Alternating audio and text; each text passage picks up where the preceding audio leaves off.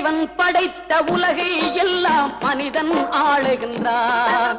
மனிதன் படித்த சிலையில் எல்லாம் இறைவன் வாழுகின்றான். இறைவன் வாழுகின்றான்.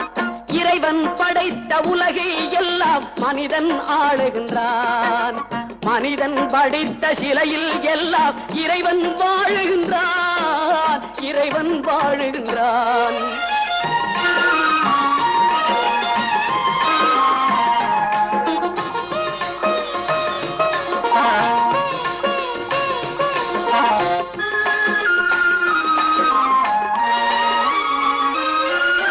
உள்ளம் சொல்வதை உதடு சொல்லாமல் உண்மை பிறப்பதில்லை.